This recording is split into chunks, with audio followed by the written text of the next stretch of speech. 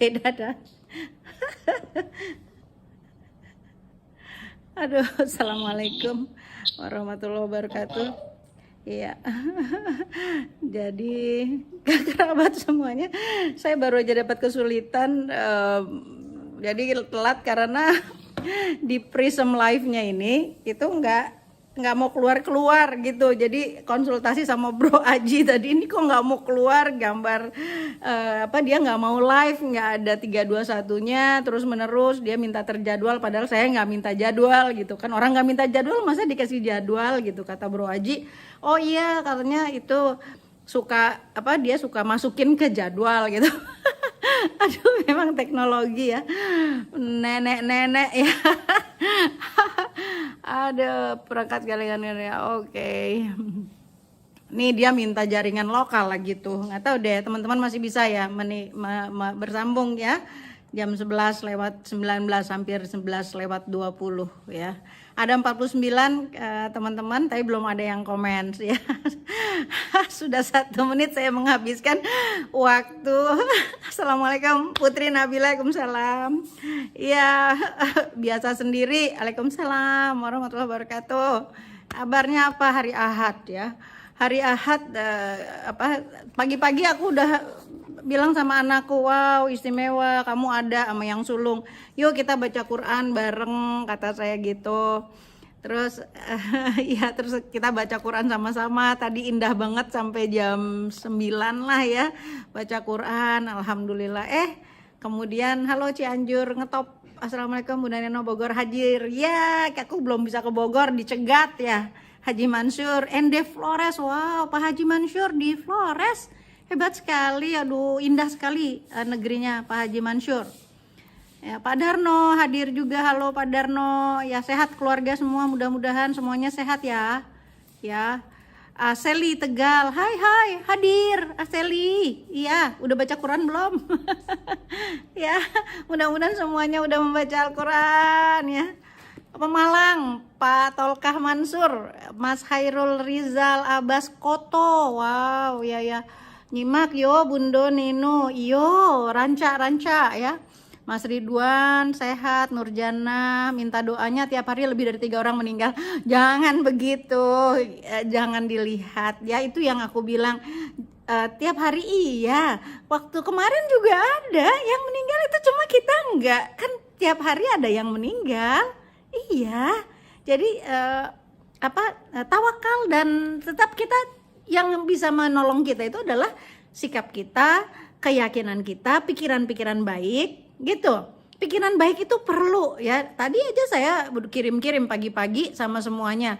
Apa yang harus dilakukan? Yang harus dilakukan adalah memelihara semangat dan pikiran-pikiran baik kita. Bahkan dokter siapa yang terkenal tempenya, iya, dokter itu dia bilang jangan baca yang jelek, jangan ini. Ayo baca yang baik-baik, yang bagus. Setiap hari ada orang meninggal. Memang soalnya orang di dunia ini banyak banget gitu. Jadi jangan ngelihat, baru aja tadi saudara saya Mas Angguh, ada juga Mas Angguh juga gitu ya. Katanya Mas Angguh, iya tiap hari lihat orang lewat. Iya, tiap hari, betul. Karena kita yang sakit pneumonia itu, katanya Dokter Luis lagi heboh kan, Dokter Luis ya, kemarin saya ngobrol sama temannya Dokter Luis. Iya, tiap hari ada orang meninggal karena pneumonia. Tiap hari ada yang meninggal dengan DB. Itu jumlahnya banyak, yang stroke banyak gitu. Nah, kita kan nggak tahu angkanya gitu. Makanya kita juga harus nggak boleh ngelihat tali, tongkat, ular gitu. Jangan. Tali sama tongkat ya tetap tali sama tongkat gitu. Jadi kita harus melihat matanya tajam. Jadi tali dan tongkat gitu. Oke, ya Mas Ewing, Mas Ferry, sehat selalu. Iya sehat. Hari esok milik kita, betul. Hari esok milik kita. Hari esok kan selalu cerah. Hari esok kita mencari guna diri. Oh, hari esok selalu kan ada bagi mereka yang percaya. Keajaiban Tuhan selalu ada. Oh, lagu siapa ya? Aku ngarang, baru ngarang ya untukmu. Oke ya, udah 5 menit ya kita bersapa-sapaan. Dan ini ada berita yang keren banget ya. Nggak ada kasus baru COVID-19 di Brunei. Wow ya tuh, nggak ada kasus baru. Kenapa coba? Kita ya nggak bisa mengatakan oh satu faktor, single factor, nggak mungkin. Pasti ada beberapa faktor, tapi kan kita juga harus belajar. Kayak Dokter Louis, sekarang Dokter Louis dipanggil sama ID katanya beritanya. Udah lihat kan ya ntar saya pasangin deh Dokter Louis. Tapi Dokter Louis itu kulil haqqo walau kana muron, sesuai dengan apa yang dia ketahui dari dirinya, yang dia kan antigen DNA gitu kalau nggak salah, ahli genetik kolagen, pokoknya dia itu dia tuh lebih pada komorbid gitu ya, jadi dia menyimak, mengamati. Ya udah, nanti kita lihat ya videonya. Tapi sekarang ini kita harus mendengar berita baik ya, ayo ya. Nggak ada kasus baru COVID. Di mana itu? Deket banget di Brunei Darussalam ya. Dulu saya itu ada ya, maksudnya dulu pernah ya naik pesawat pribadinya pribadi sama teman-teman nih, sama Nia Daniati, mudah-mudahan Allah kasih dia. Kemudian Imaniar zaman dulu tuh ya. Terus siapa lagi ya? Banyak deh penyanyi-penyanyi ya. Oke. Jadi Brunei itu emang dari dulu kaya betul ya. Tapi ada satu sikap yang hebat, jempol. Ini baru sultan gitu loh, ya kan? Kepala negara jempol ya. Karena apa? Karena dia mendorong rakyatnya untuk galakkan zikir dan tadarus Al-Quran. Tuh, iya Mbak Alia. Sehat terus. Taiwan nyimak. Aduh Taiwan, aku kangen deh sama Taiwan. Udah lama aku nggak ke Taiwan. Ya, ini sultannya.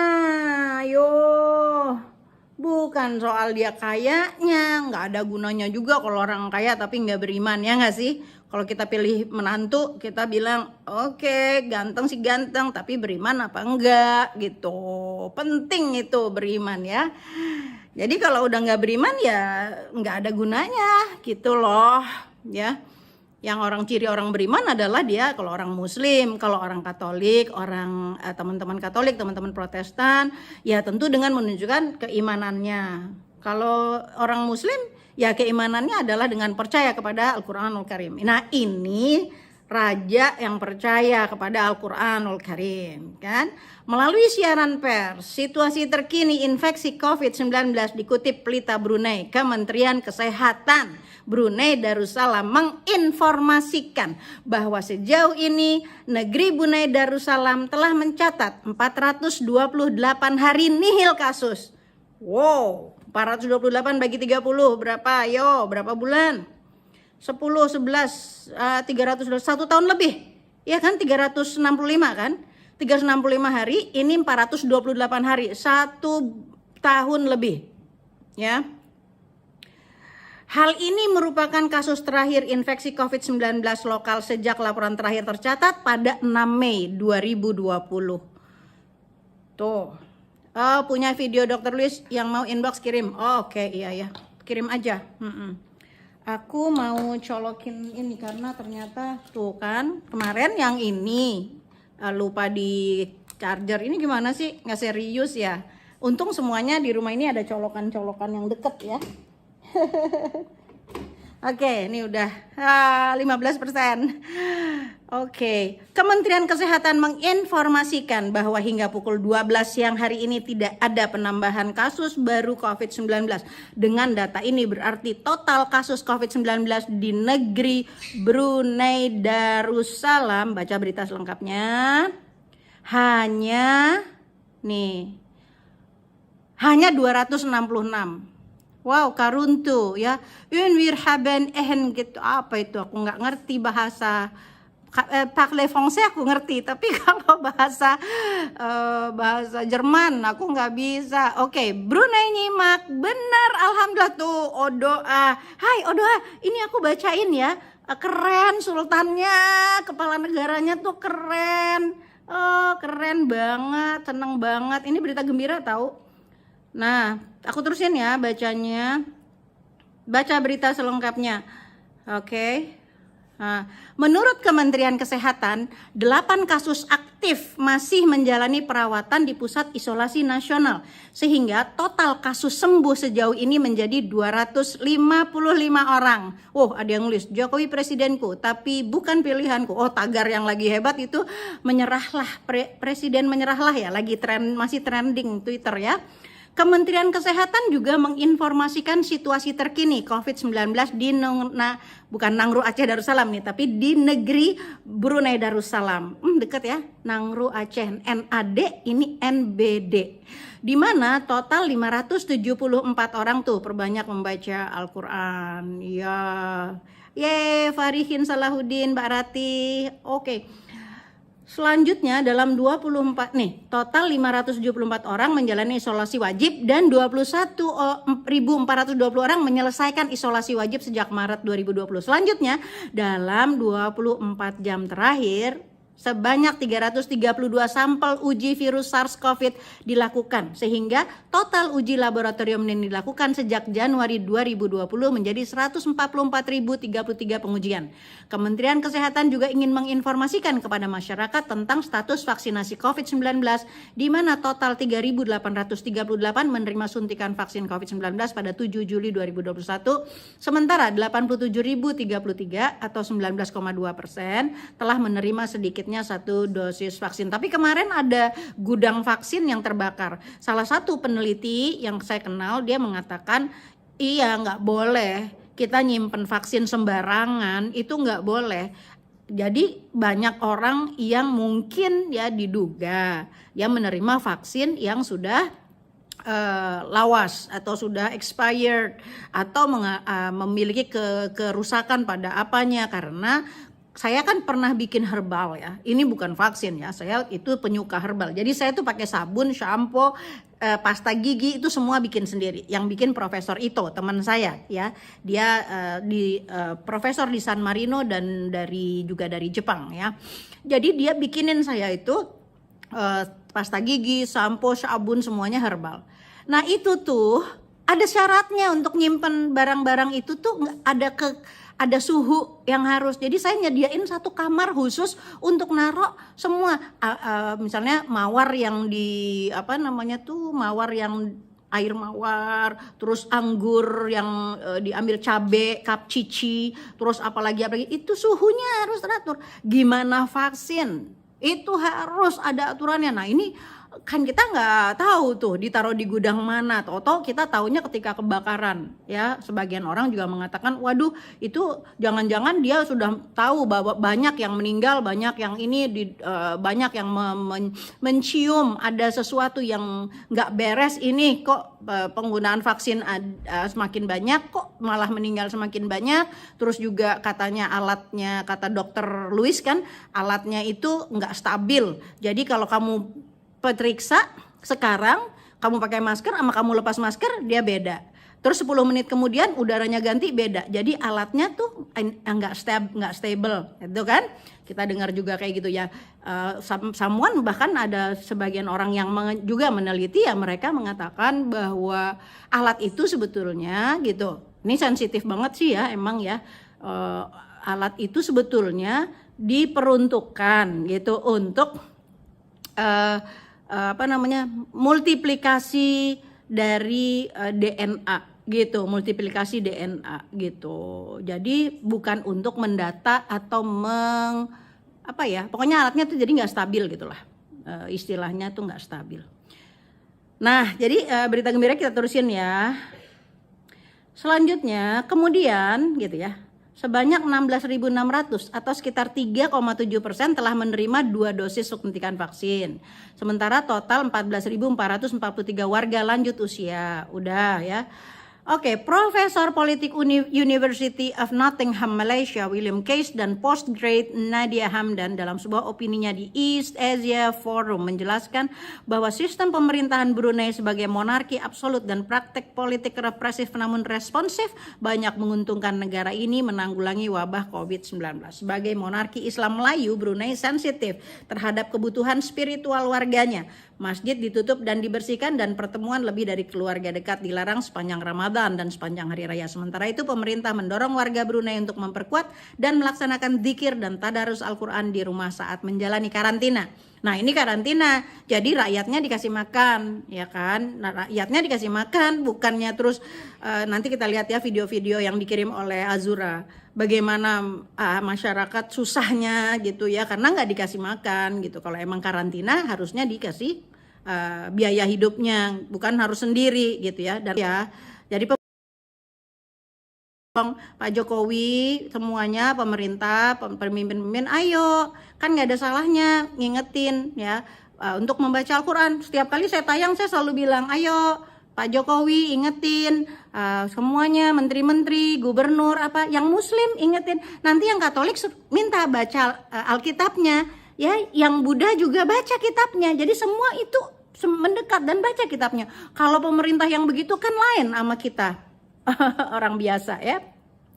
Sebagai pemimpin politik dan agama bangsa, Sultan Bolkiah memberikan kepemimpinan moral yang tabah. Ya, Bolkiah menekankan tugas umat Islam untuk mengikuti pedoman jarak sosial, mengambil tindakan pencegahan sanitasi, dan untuk melipat gandakan doa-doa mereka dan merefleksikan Al-Quran. Mengingat warga Brunei bagi umat Islam, virus itu sendiri dikirim oleh Allah. Ya, sentimen semacam itu sangat penting untuk memastikan penghormatan terhadap pedoman kesehatan masyarakat, tambahnya. Jadi pokoknya sekarang tuh harus ada inisiatif ya. Siapa nih yang bisa bilangin sama Pak Jokowi sama semua gubernur, bupati, ayo minta masyarakat untuk membaca Al-Quran secara show off, secara terang-terangan, maksudnya secara keras, qahri maupun dalam zikir. Pokoknya itu didorong. Kementerian Agama, Menteri Agamanya siapa sekarang? Aduh, kok jadi lupa sih? Oke. Ya, jadi harusnya Menteri Agama juga ya berperan. Oke. Nah, kerabat semuanya, kita lihat ya bagaimana sekarang ini sebenarnya ada, karena saya sudah di Brunei sudah 24 tahun. Oh, ulang dong beritanya tadi nggak kebaca. Ulang deh Mas Bono ya. Di Brunei udah 24 tahun. Brunei pakai vaksin baca Quran. Oh iya, vaksinnya itu adalah baca Quran gitu ya. Keren banget, keren banget. Ya Allah ya Robbi. Oke. Oh, teman-teman, kerabat semuanya ya. Kita Menteri Agama. Iya aku lupa namanya. Padahal biasanya aku baca beritanya. Ingatnya yang sebelumnya tuh Pak Fahru Rozi. Kaumas ya. Yakut Kaumas ya. Ya, Yakut Kaumas. Iya kan? Iya kan? Ini ya kita lihat ya. Jadi akibatnya kepada masyarakat itu yang paling penting ya, kita lihat ya. Ini Azura yang kirim. Pekerja proyek ini dikeluarkan dari pekerjaannya karena tidak memakai masker ya.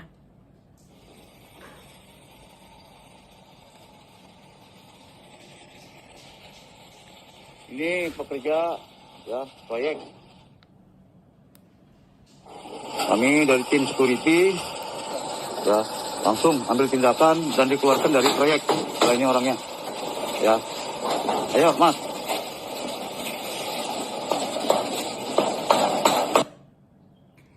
Ya kan dia berharap ya, kalau saya nih ada Pak Wawan ya, Iwan Toro yang biasa ngerjain, sekarang lagi ngerjain di depan rumah. Satu hari misalnya 170 atau 175 ya, ada juga yang kalau yang ahli itu 2 sampai pokoknya 180, atau kalau misalnya kita baik hati ya kita kasih 200 misalnya.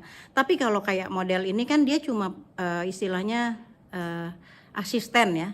mungkin cuma 125 atau berapa, dan itu adalah kerja dia seharian, apalagi kalau cuma honorer biasa, jadi dia emang cuma untuk makan aja. Kan bisa diingetin gitu, jangan dikeluarin langsung dari pekerjaannya. Ini kan buahnya ya ke masyarakat seperti ini, karena nggak ada juklaknya gitu, nggak ada keberpihakan kepada rakyat. Contohnya ini juga ya, kita lihat ya. Aku susah, kalau aku orang senang juga dapat gaji bulanan, aku nggak di sini. Udah, dan iyalah gaji bulan-bulan ada.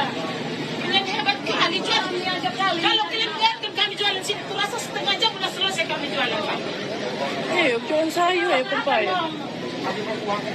Angkat, angkat lah,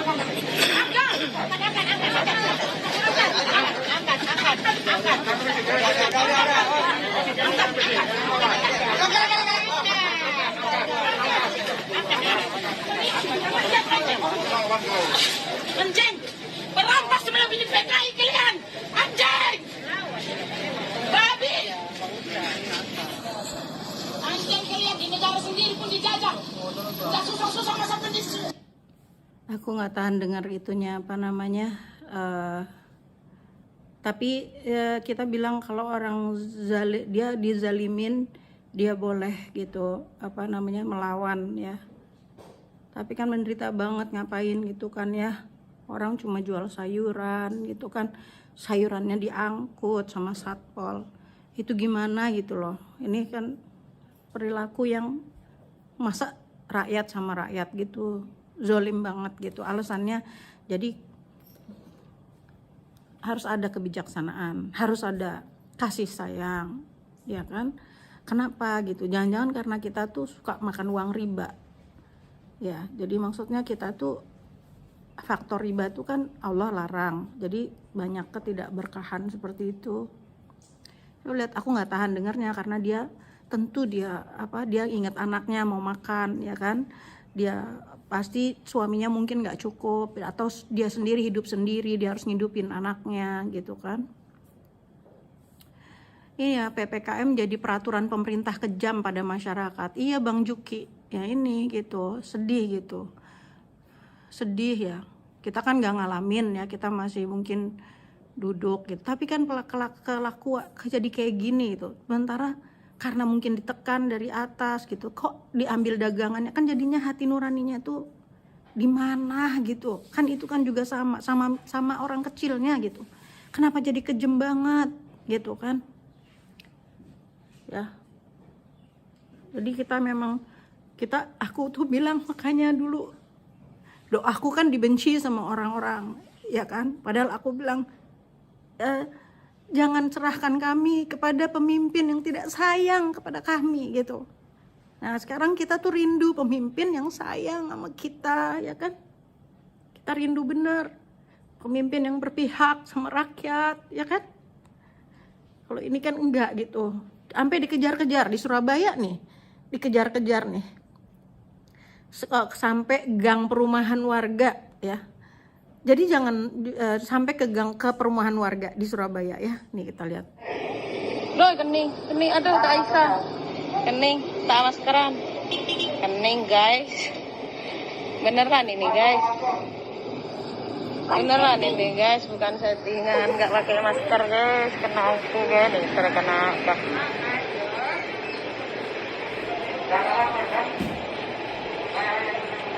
Guys, operasi nongkur guys. Iya nih, sudah tak masker.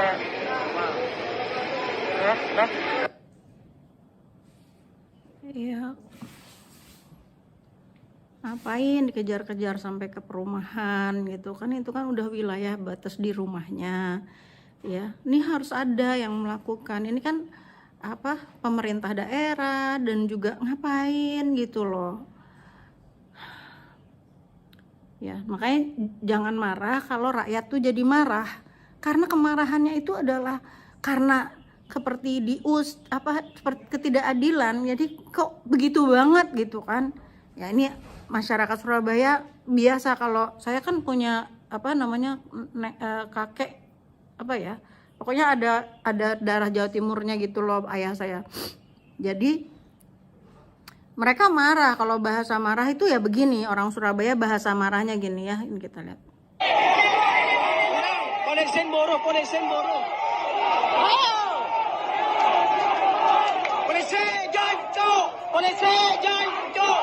Polisi jancuk! Polisi jancuk! Jancuk! Jancuk! Jancuk! Jancuk! Marah. Jancuk! Ya, marah, masyarakat tuh marah kalau diperlakukan nggak adil, karena kan kita punya gitu rasa keadilan itu, ya. Kalau terus menerus gitu rasa keadilan itu terus digerus, ya lama-lama siapa yang tahan gitu kan, gitu. Prihatin ya. Ya, kita berharap pemimpin-pemimpin di wilayah, di daerah menertibkan Satpol PP-nya ya. Bapak-bapak Satpol PP, Anda juga adalah orang kecil itu. Bersikap lemah lembut lah kepada orang kecil, pedagang kecil. Kalau Anda mau marah kepada koruptor yang mengambil uang rakyat lalu dihukum hanya 2,5 tahun, ya kan? Habib Rizik hanya melanggar prokes, katakanlah seperti itu, karena itu delik yang dikatakan, itu harus menanggung ya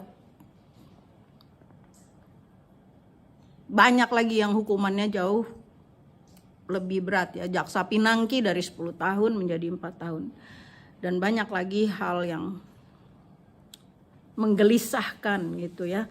Tapi Pak Satpol PP, kalau Anda punya ini, bersikap lemah lembut lah kepada masyarakat ya. Diingatkan aja, jangan begitu, jangan ngambilin juga harta rakyat, cuma sayur-sayuran atau cuma kemarin gerobokan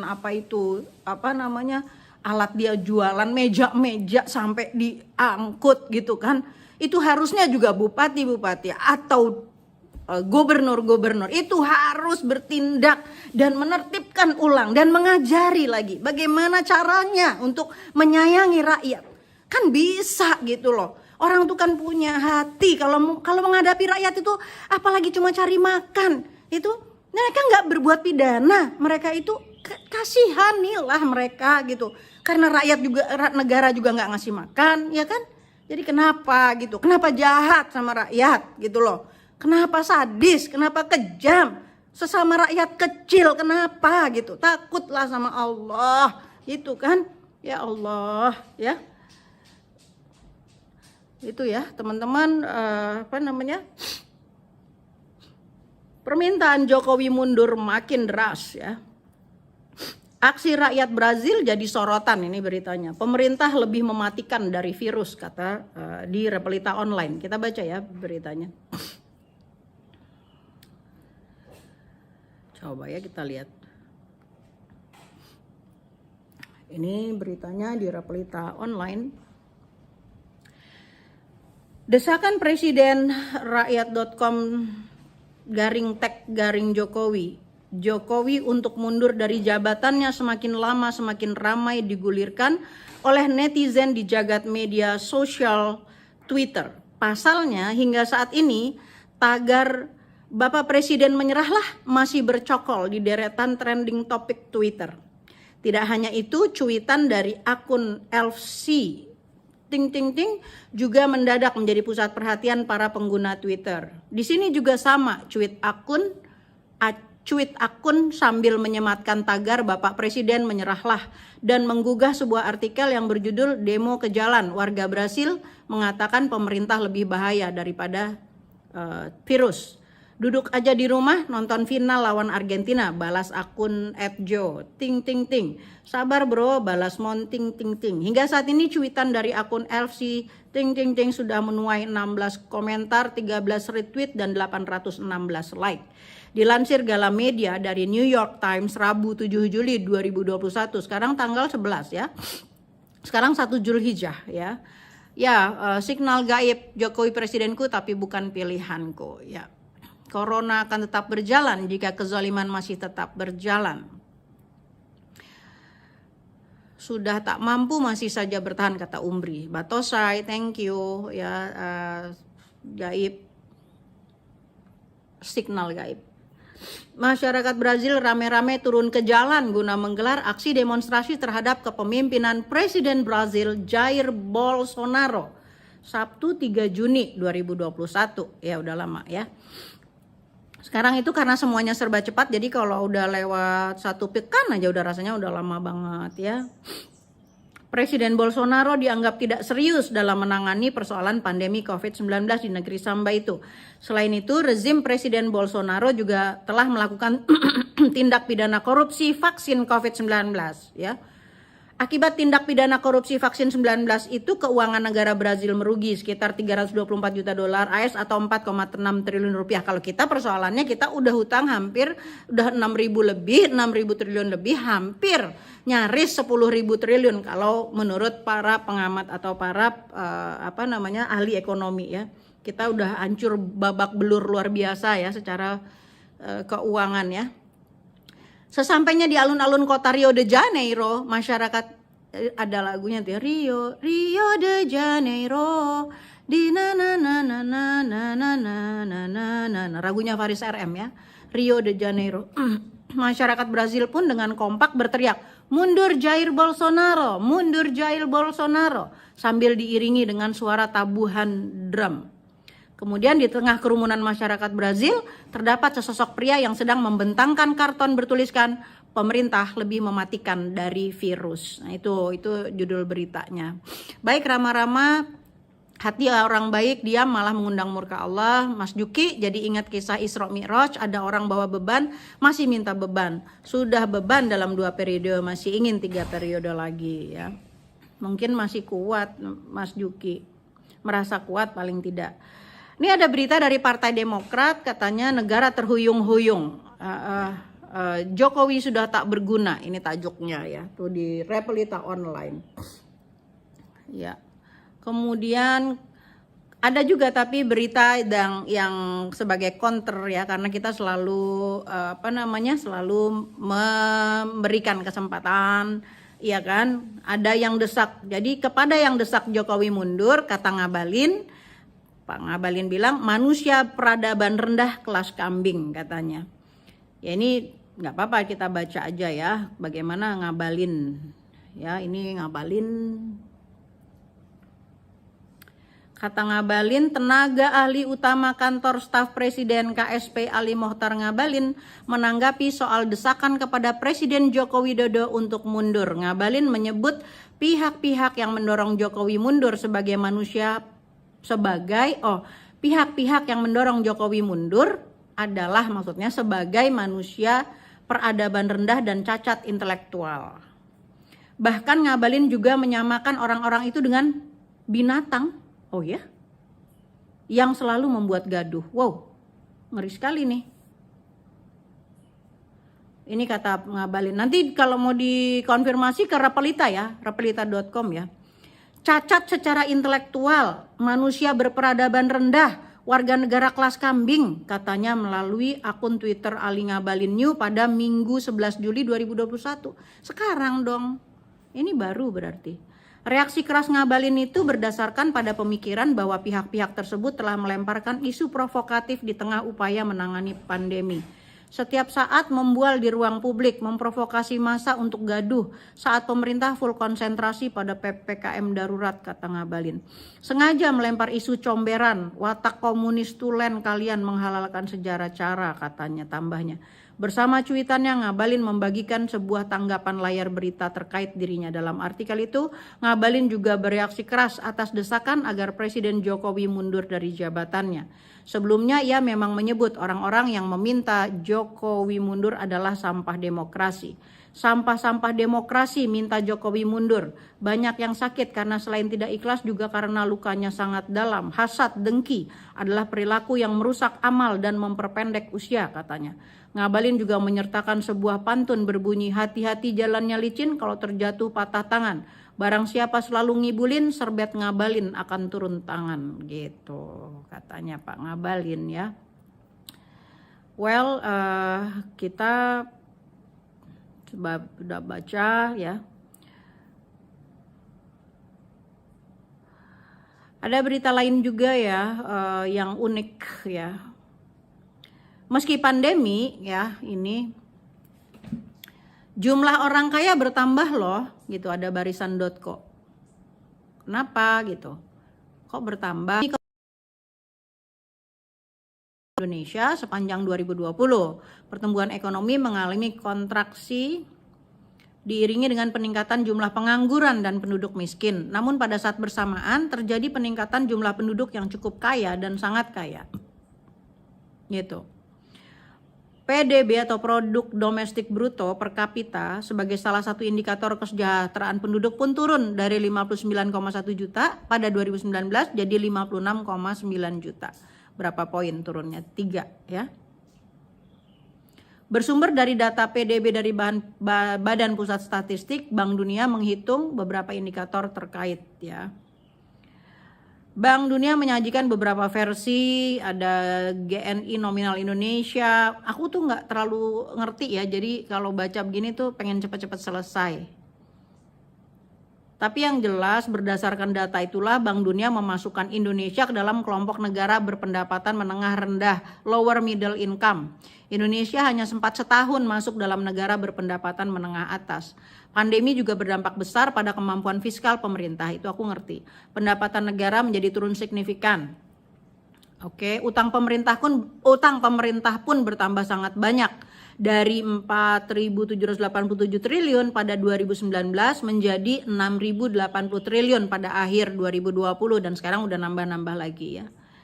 Pada saat bersamaan ya, beberapa data ekonomi keuangan mengindikasikan hal yang memiliki nuansa berbeda. Di antaranya berupa data simpanan masyarakat pada bank umum dari lembaga LPS ya, penjamin simpanan, yang itu ketua LPS-nya itu adalah istrinya Rektor Arif yang kemarin ya. Nah dari sini aduh banyak istilah ekonominya aku nggak ngerti. Pokoknya perlu kajian yang mendalam mengenai sebab bertambahnya kekayaan bersih sekelompok penduduk itu. Jadi menurut data Credit Suisse, begitu pula dengan peningkatan simpanan yang sangat signifikan dari kelompok teratas pada bank umum. Jadi ada orang-orang yang tabungannya itu menggelembung besar gitu kan. Bagaimanapun data-data di atas mengindikasikan bahwa kelompok penduduk kaya dan sangat kaya justru bertambah kekayaannya selama pandemi berlangsung. Itu aja yang aku mau baca sebenarnya. Tadi susah data-data ekonominya ya. Ini aja, bagaimanapun data-data di atas mengindikasikan bahwa kelompok penduduk kaya dan sangat kaya justru bertambah kekayaannya selama pandemi berlangsung. Fakta ini bisa menjadi salah satu pertimbangan otoritas ekonomi dalam pengambilan kebijakan. Misalnya saja terkait tentang pembahasan undang-undang, ketentuan umum, dan cara perpajakan yang berlangsung. Kan mobil mobil mewah dikurangin atau nolkan pajaknya. Tapi kalau kemarin kalau kita nggak ribut-ribut, kita protes, sembako dipajakin, barang sekolah. Tapi itu akhirnya enggak, karena sekolahnya juga kan beda-beda. Tapi ya katanya Fadlizon, iya untung kita menyuarakan gitu. Kalau enggak ya dijalanin juga kayak gitu. Baik kawan-kawan, itu dulu ya pertemuan kita. Masih banyak berita yang menarik, tapi intinya ya cuma satu ya teman-teman semuanya. Yuk kita ikutin Brunei Darussalam. Kita nggak usah nunggu ya, tapi kita menghimbau tetap ya kepada Presiden Negara Republik Indonesia Pak Joko Widodo. Kita menghimbau kepada seluruh menteri, seluruh kabinet, juga MPR, DPR. Kan banyak tuh orangnya gitu loh. Kan banyak muslimnya. Ayo semuanya bikin apa video atau apa ya, juga menghimbau seluruh keluarga-keluarga di Indonesia untuk yang muslim membaca Al-Quran, untuk yang Kristen dan Katolik membaca Alkitabnya, untuk yang Buddha, Hindu juga membaca kitabnya masing-masing. Jadi setiap warga negara itu berhak untuk menjalankan keyakinannya, dijamin oleh undang-undang. Nah, kita sebagai penduduk yang terbesar ya, kita jangan berhenti dengan tiba-tiba kita jadi nggak punya masjid lagi yang dibuka, terus kita belum tahu nasibnya bagaimana dengan Idul Adha. Hari ini sudah masuk 1 Zulhijjah, yang mau puasa ya kan, sunnah, tapi nanti tanggal 9 Zulhijjah itu adalah jadi 1 sampai 18 ya, 19 kita puasa. Tanggal 20 ya kita lebaranan ya. Nggak tahu gimana lebaranan hajinya, tapi yang jelas kita tetap ya berpendapat bahwa nggak boleh berhenti untuk ta'amul ma'al Quran ya. Kita berinteraksi terus dengan Al-Quran. Mudah-mudahan Al-Quran yang kita bacakan ini menjadi syifa, menjadi obat ya teman-teman semuanya. Sinyal gaib, Mang Halu, semuanya, Mas Mamah Liana, ya semuanya, ya Umi Yahya, ya kemudian siapa deh semuanya lagi. Aku pamit menyiapkan diri untuk duhur.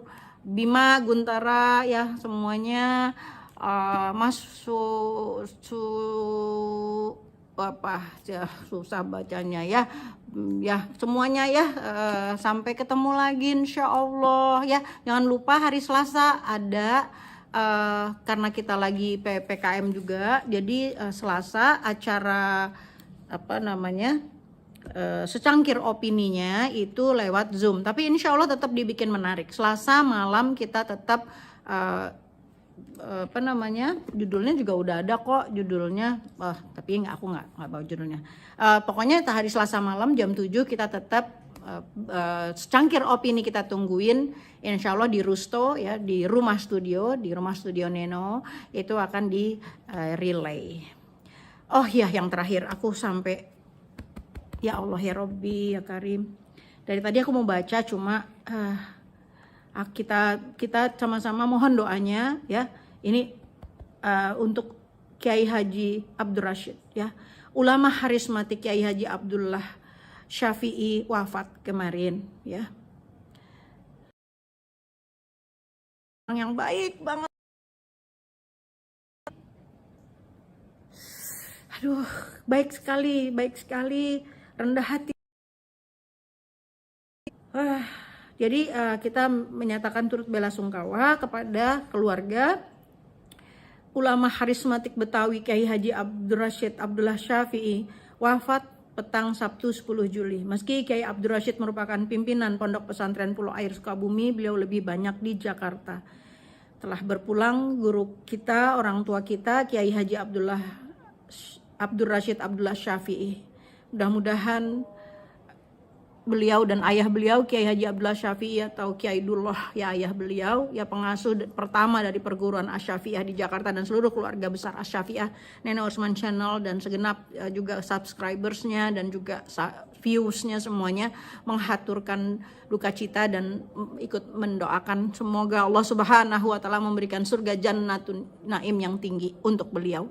Dan kita berpisah di sini untuk menjemput duhur kita. Ya, assalamualaikum warahmatullahi wabarakatuh.